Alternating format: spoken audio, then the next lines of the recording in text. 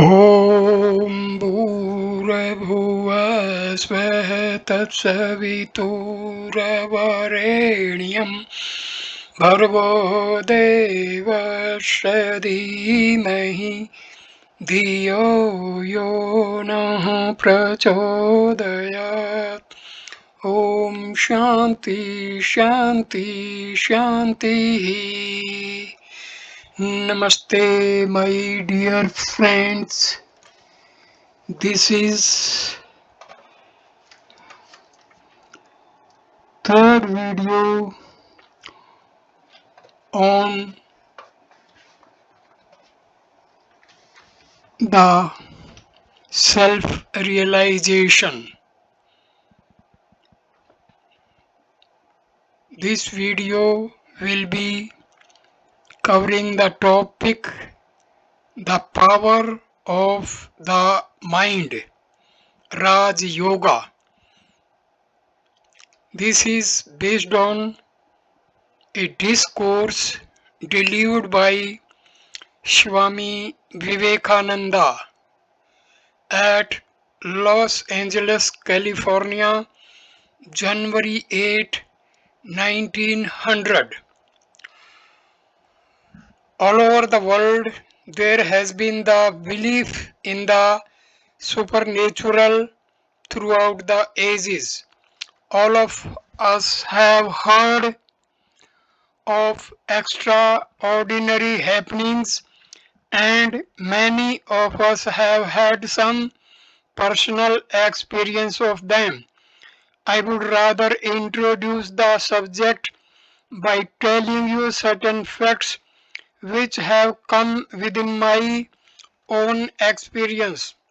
I once heard of a man who, if anyone went to him with questions in his mind, would answer them immediately, and I was also informed that he foretold events.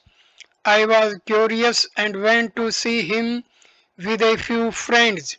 Each one of us had something in our minds to ask, and to avoid mistakes, each of us wrote down our questions and put them in our pockets. As soon as the man saw one of us, he repeated our questions and gave the answers to them. Then he wrote something on paper which he folded up, asked me to sign on the back and said, "Don't look at it, put it in your pocket. This was your question, this is the answer." And so on to each one of us. He next told us about some events that would happen to us in the future. Then he said, "Now think of a word or a sentence from any language you like." I thought of a long sentence from Sanskrit, a language of which he was entirely ignorant. "Now take out the paper from your pocket," he said. The Sanskrit sentence was written there. He had written it an hour before with the remark, "In confirmation of what I have written, this man will think of this sentence." It was correct. Another of us, who had been given a similar paper which he had signed and placed in his pocket, was also asked to think of a sentence. He thought of a sentence in Arabic which it was still less possible for the man to know if it was some passage from the Quran, and my friend found this written down on the paper. Another of us was a physician. He thought of a sentence from German medical book. It was written on his paper. Several days later I went to this man again, thinking possibly I had been deluded somehow before. I took other friends, and on this occasion also he came out wonderfully triumphant. Another time I was in the city of Hyderabad in India, and I was told of a Brahmana there who could produce numbers of things from where nobody knew. This man was in business there.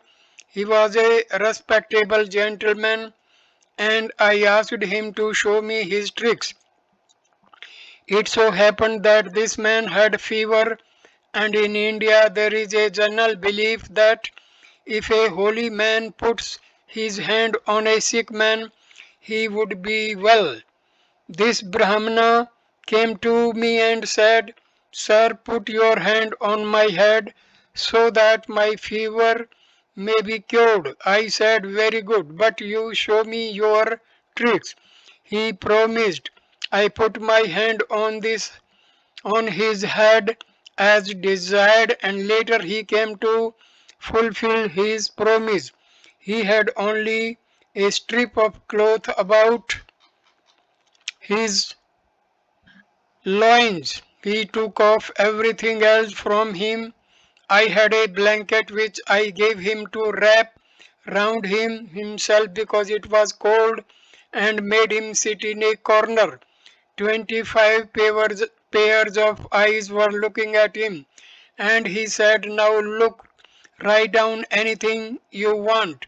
We all wrote down names of fruits that never grew in that country, bunches of grapes, oranges, and so on.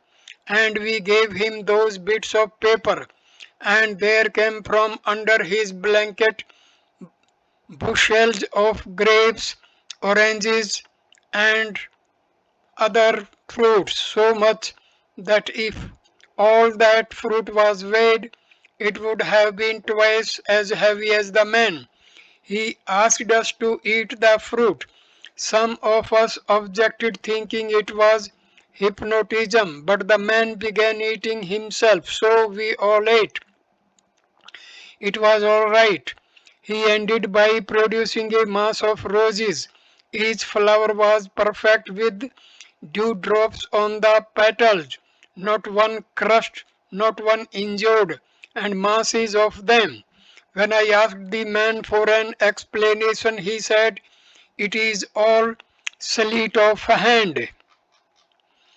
Whatever it was, it seemed to be impossible that it could be sleight of hand merely.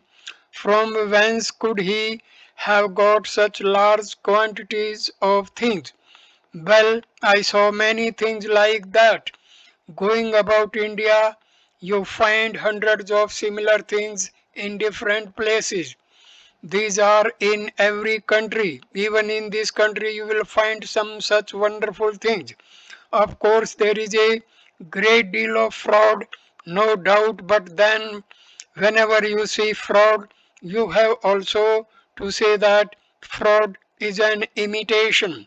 There must be some truth somewhere that is being imitated. You cannot imitate nothing. Imitation must be of something substantially true. In every remote times in India, thousands of years ago, these facts used to happen even more than they do today. It seems to me that when a country becomes very thickly populated, psychical power deteriorates. Given a vast country thinly inhabited, there will perhaps be more of psychical power there.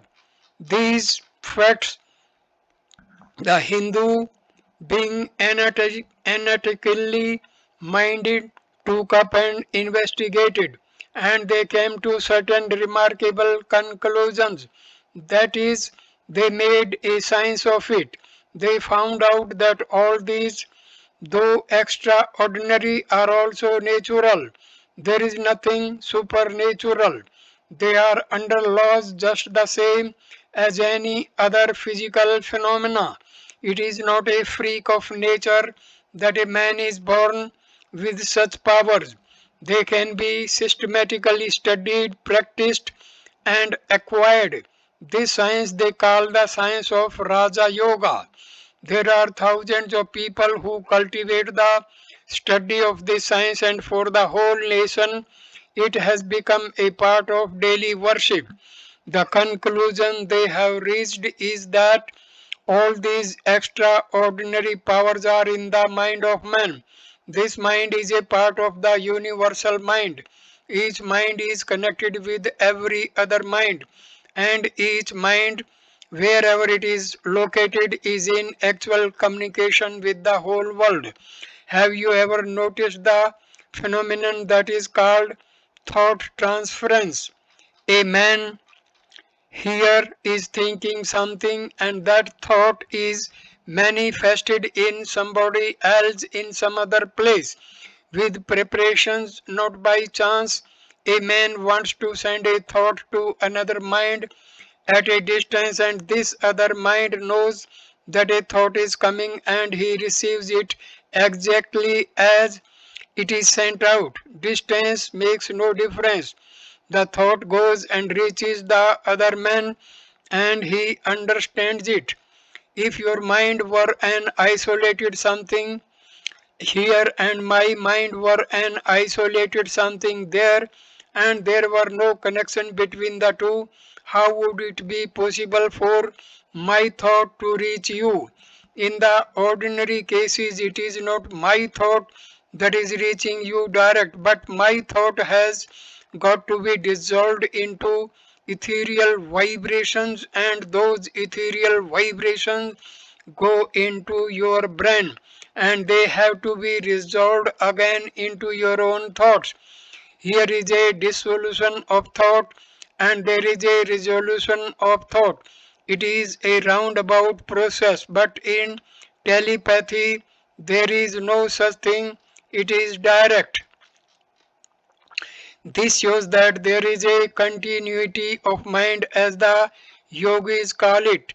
The mind is universal. Your mind, my mind, all these little minds are fragments of that universal mind, little waves in the ocean, and on account of this continuity, we can convey our thoughts directly to one another. You see what is happening all around us. The world is one of influence. Part of our energy is used up in the preservation of our own bodies. Beyond that, every particle of our energy is day and night being used in influencing others. Our bodies, our virtues, our intellect, and our spirituality, all these are continuously influencing others, and so conversely, we are being influenced by them. This is going on all around us. Now, to take a concrete example, a man comes, you know, he is very learned, his language is beautiful, and he speaks to you by the hour, but he does not make any impression. Another man comes and he speaks a few words, not well arranged, ungrammatically perhaps. All the same, he makes an immense impression. Many of you have seen that. So it is evident that words alone cannot always produce an impression. Words, even thoughts, contribute only one third of the influence in making an impression, the man two thirds.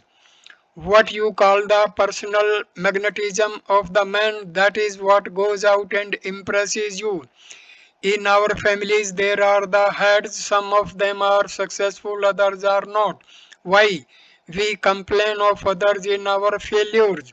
The moment I am unsuccessful, I say so and so is the cause of the failure. In failures, one does not like to confess one's own faults and weaknesses. Each person tries to hold himself faultless and lay the blame upon somebody or something else, or even on bad luck. When heads of families fail, they should ask themselves why it is that some persons manage a family so well and others do not.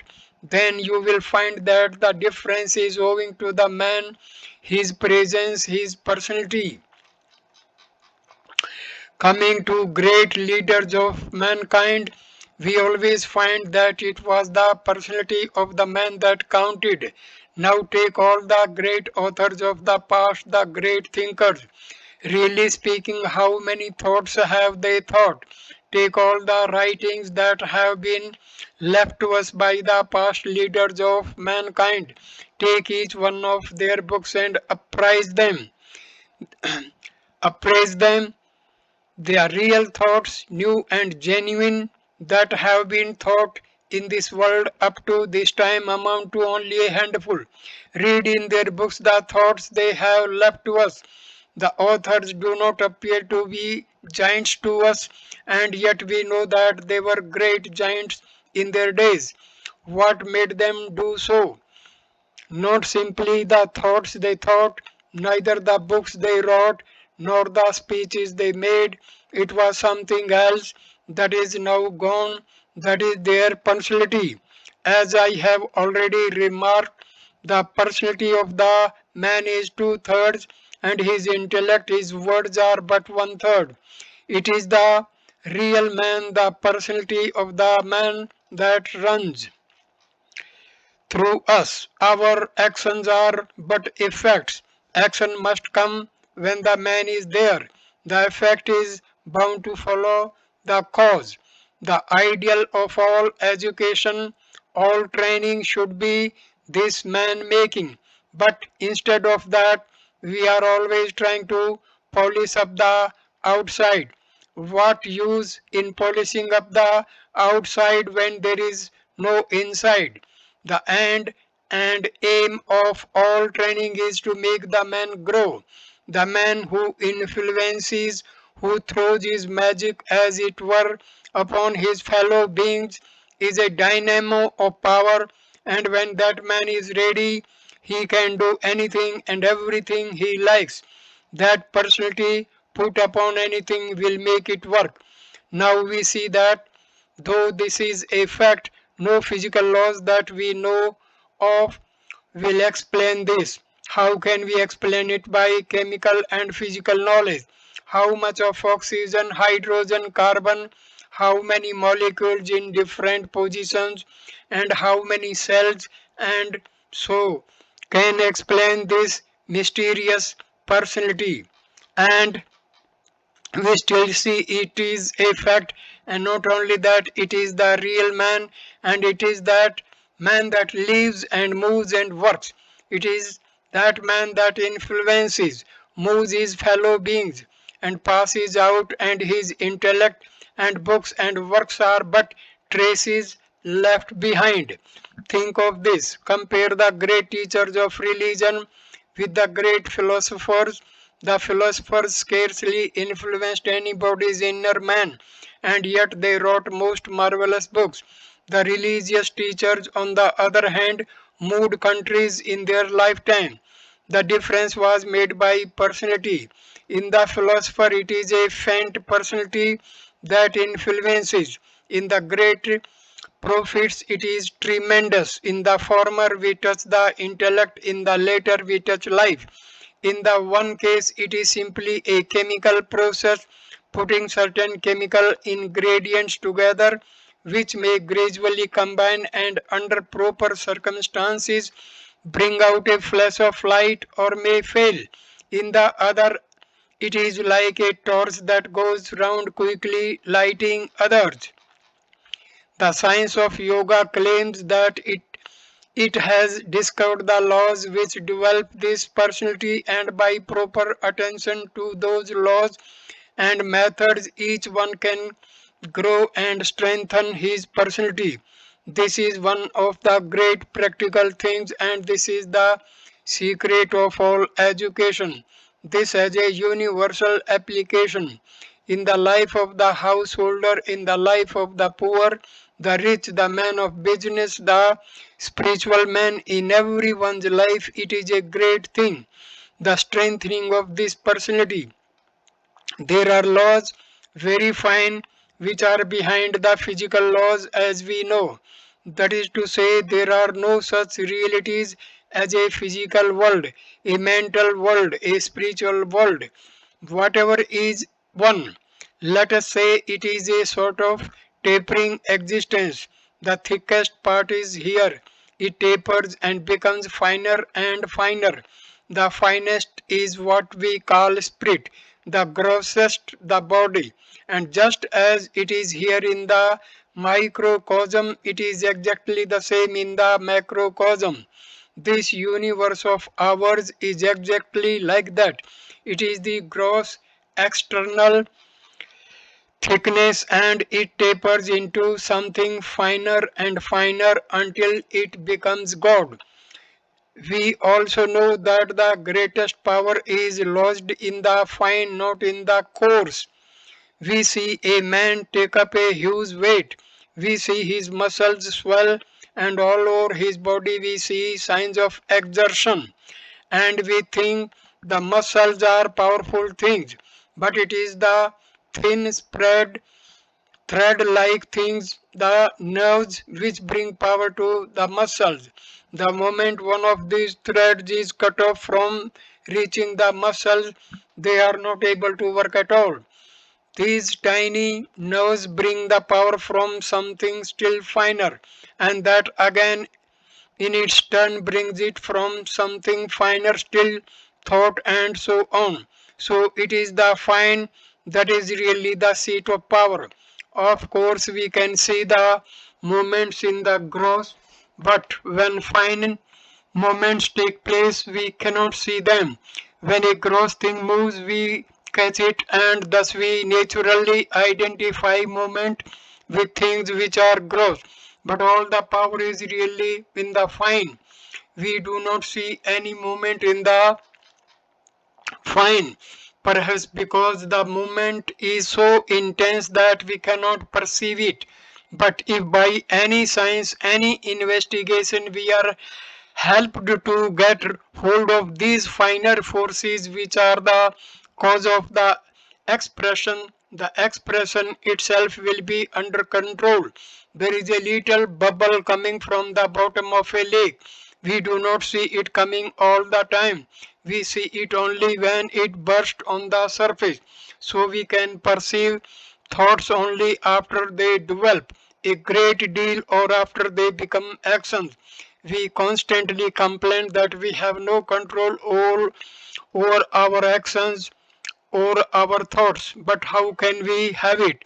If we can get control over the fine moments, if we can get hold of thought at the root before it has become thought, before it has become action, then it would be possible for us to control the whole.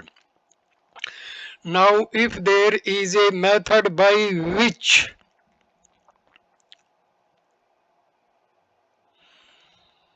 we can analyze, investigate, understand, and finally grapple with those finer powers, the finer causes, then alone is it possible to have control over ourselves, and the man who has control over his own mind assuredly will have control over every other mind. That is why purity and morality have been always the object of religion. A pure moral man has control of himself, and all minds are the same, different parts of one mind. He who knows one lump of clay has known all the clay in the universe. He who knows and controls his own mind knows the secret of every mind and has power over every mind.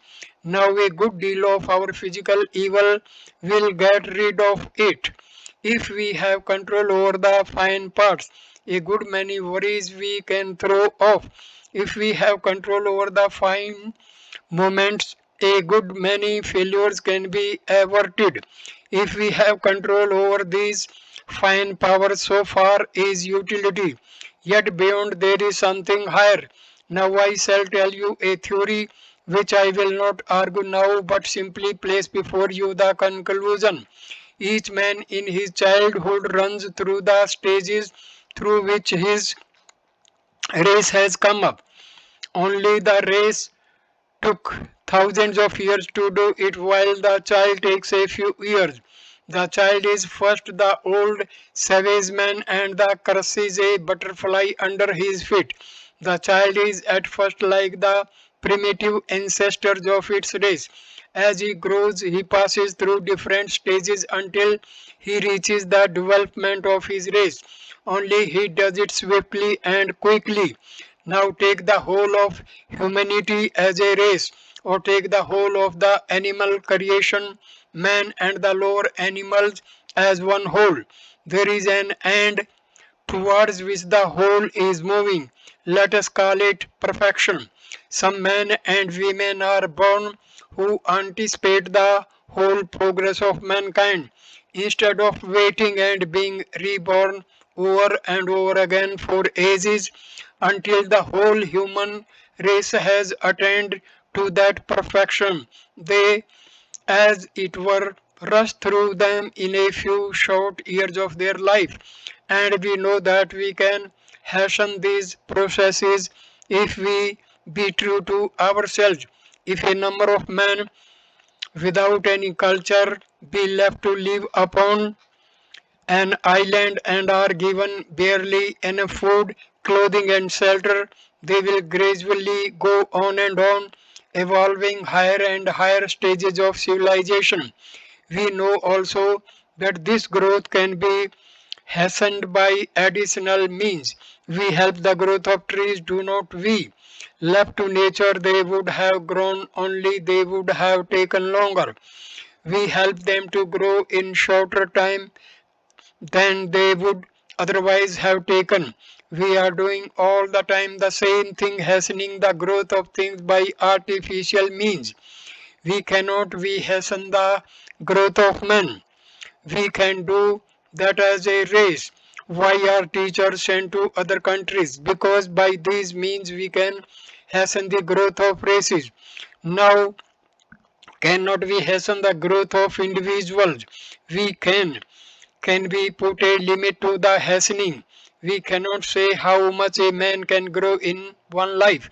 You have no reason to say that thus much a man can do and no more. Circumstances can hasten him wonderfully. Can there be any limit then till you come to perfection? So, what comes of it? That a perfect man, that is to say, the type that is to come of this race, perhaps millions of years hence, that man can come to today. And this is what the yogis say, that all great incarnations and prophets are such men, that they reached perfection in this one life. We have had such men at all periods of the world's history and at all times. Quite recently, there was such a man who lived the life of the whole human race and reached the end even in this life. Even this hastening of the growth must be under laws. Suppose we can investigate these laws and understand their secrets and apply them to our own needs. It follows that we grow, we hasten our growth, we hasten our development, and we become perfect even in this life. This is the higher part of our life, and the science of the study of mind and its powers has this perfection as its real end, helping others with money and other material things and teaching them how to go on smoothly in their daily life are mere details. The utility of this science is to bring out the perfect man and not let him wait and wait for ages. Just a plaything in the hands of the physical world, like a log of driftwood carried from wave to wave and tossing about in the ocean. This science wants you to be strong, to take the work in your own hand instead of leaving it in the hands of nature and get beyond this little life. That is the great idea. Man is growing in knowledge, in power, in happiness. Continuously we are growing as a race. We see that it is true, perfectly true. Is it true of individual to a certain extent? Yes. But yet again comes the question, where do you fix the limit? I can see only at a distance of so many feet, but I have seen a man close his eyes and see what is happening in another room. If you say you do not believe it, perhaps in 3 weeks that man can make you do the same. It can be taught to anybody. Some persons in 5 minutes even can be made to read what is happening in another man's mind. These facts can be demonstrated. Now, if these things are true, where can we put a limit? If a man can read what is happening in another's mind in the corner of this room, why not in the next room? Why not anywhere? We can we cannot say why not. We dare not say that is not possible. We can only say we do not know how it happens.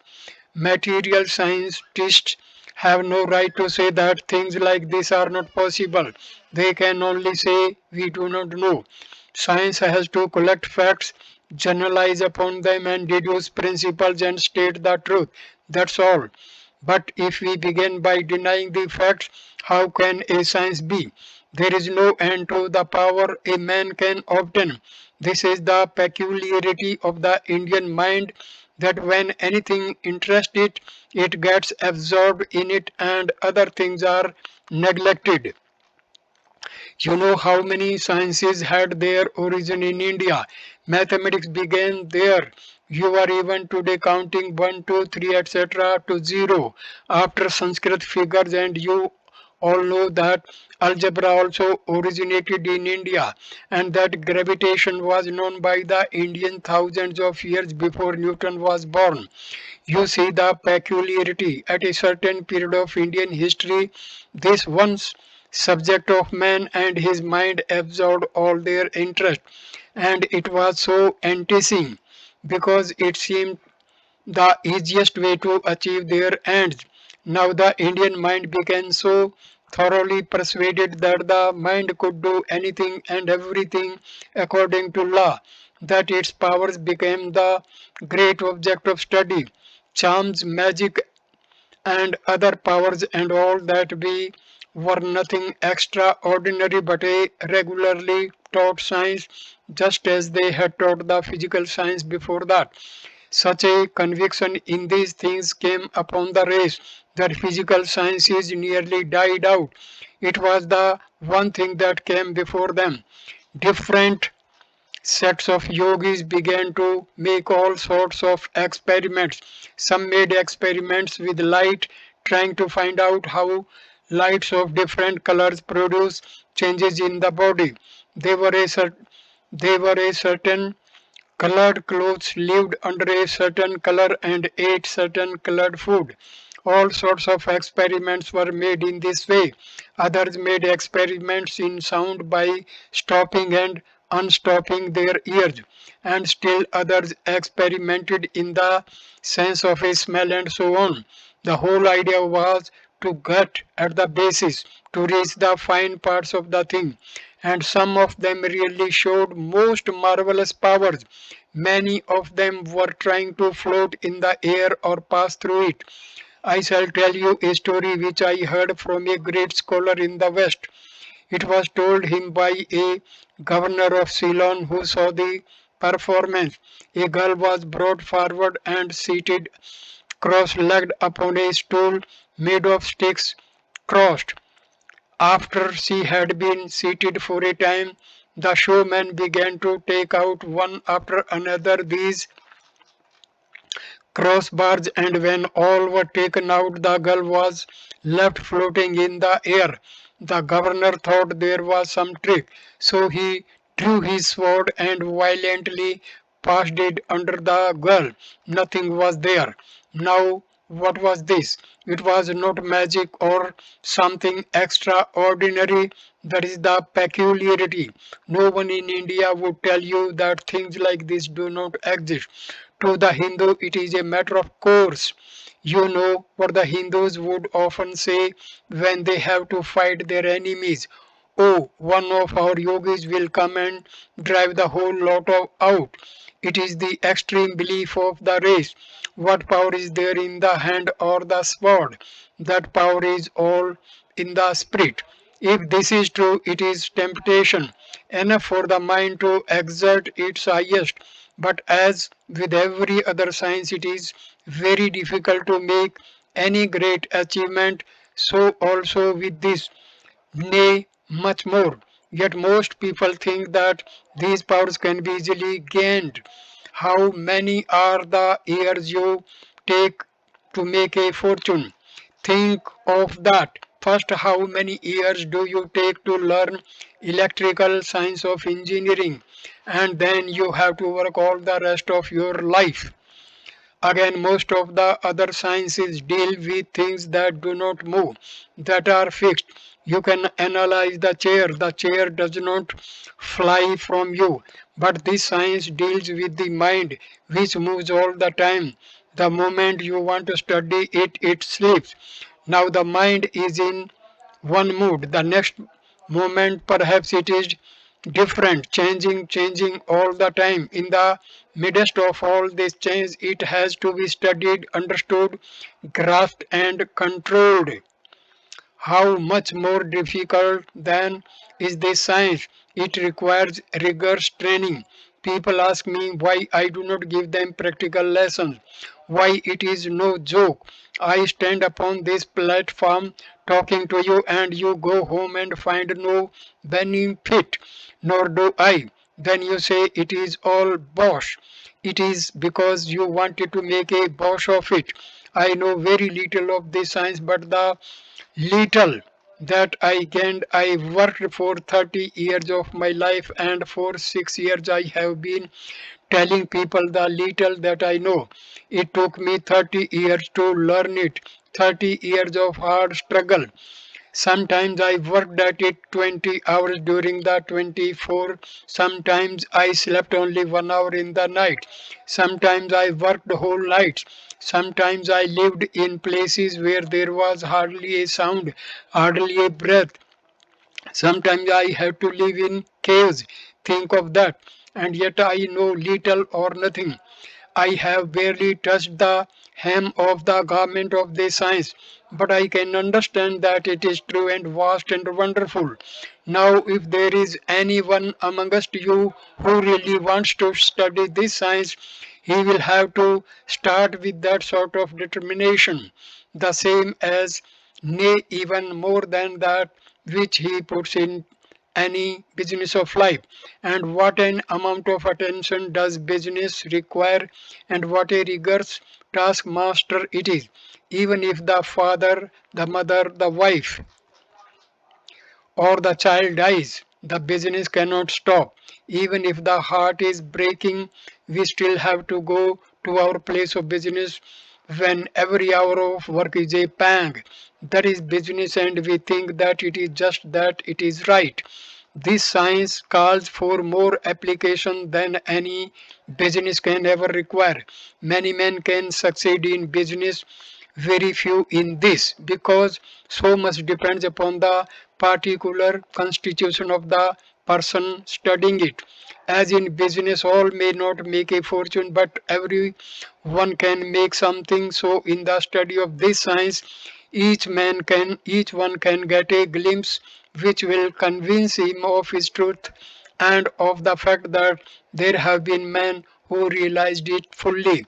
This is the outline of this science. It stands upon its own feet and in its own light and challenges comparison with any other science.